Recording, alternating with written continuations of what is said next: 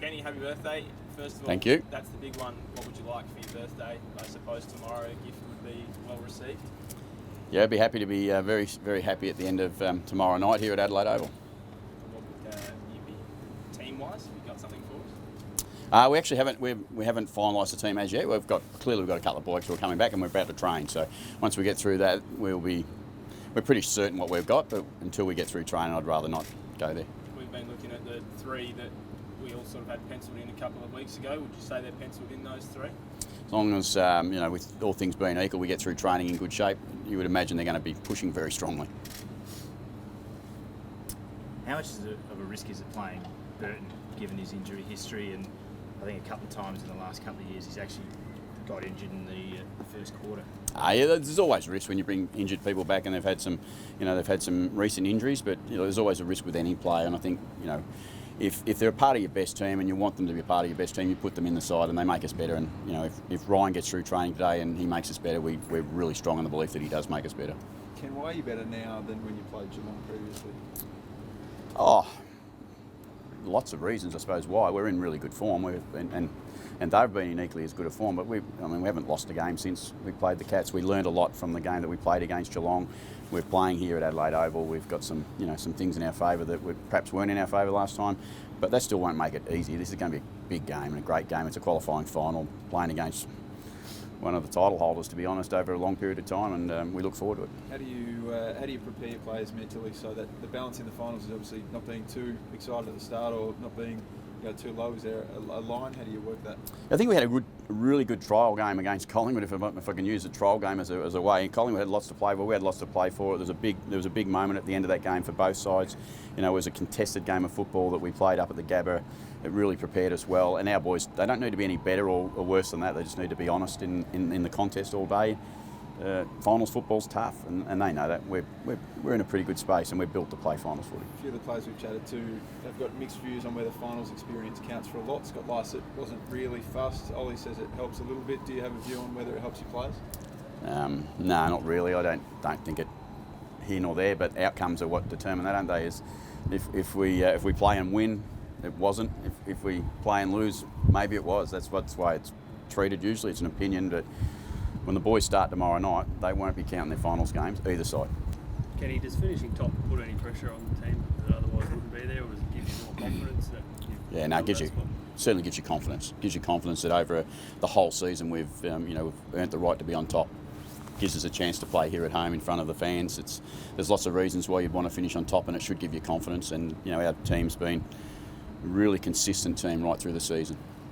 I've been very open with your team at these press conferences throughout the year. Keeping it close to your chest today, is that a competitive advantage then? No, not at all. It's just because we haven't trained, to be honest. I normally do the press conference after we've finished training, and today we haven't finished training, so we'll just work through that. But the predictions are pretty close to what we're going to be. I'm not going to be surprising when I say Butters is playing, and Burton's probably going to get picked, and Cleary's probably going to come back into the team.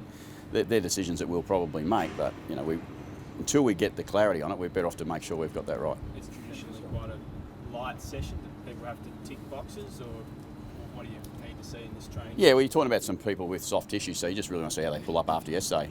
We had a good session yesterday, good strong training session yesterday, which everyone completed really well. So we just want to make sure that the recovery from that is good. Would that be Cluz, soft tissue wise? Yeah, we got Cluz, you got Ryan, who are both coming off some soft tissue injuries, so we've got to be careful of that. Butsy's, I'll confirm this, Zach Butters will play.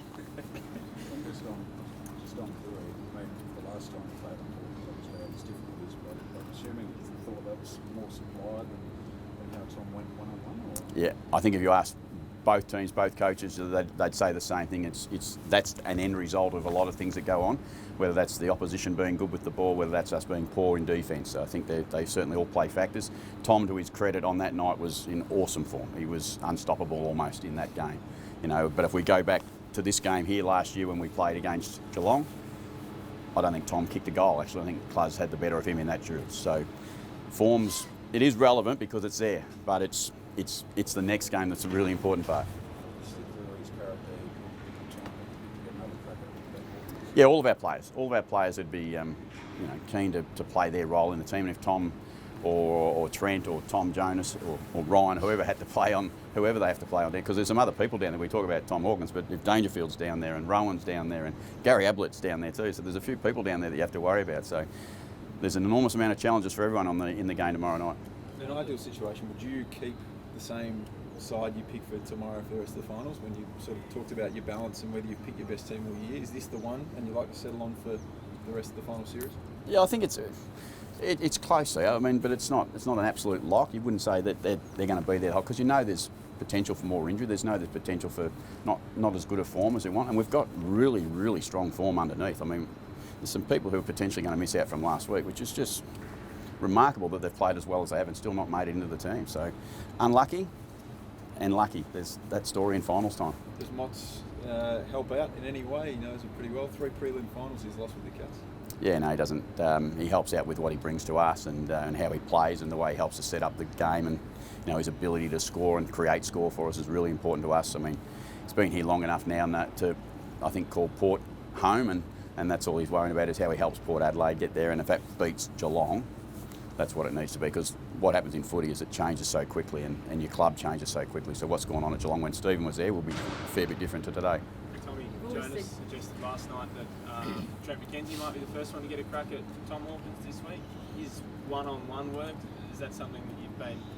I mean, obviously he has to have improved in the last sort of 3 years to be getting Tom Hawkins one out in a qualifying final start. It's just a great story, Trent. He's a great story with what he's been able to achieve, and last week he played on Mason Cox, and who's 7 foot tall, and he's been able to get the job done. So his form deserves every opportunity against any player in the competition, I reckon. And if he gets a chance to be on Hawk or on Dangerfield or whoever else is down there, Stanley, whoever they put down there, he'll do a great job. Do you anticipate Geelong being a slightly smaller forward line than a few others in the competition, with them throwing the Dangerfields of the world up there?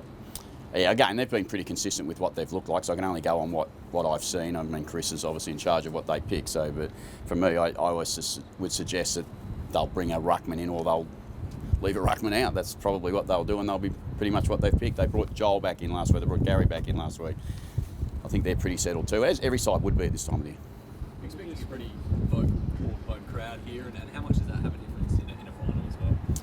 Look, it doesn't hurt us. It doesn't make, for us to be playing here at Adelaide was a real bonus, and but it's an earned bonus. It's not something we haven't not earned.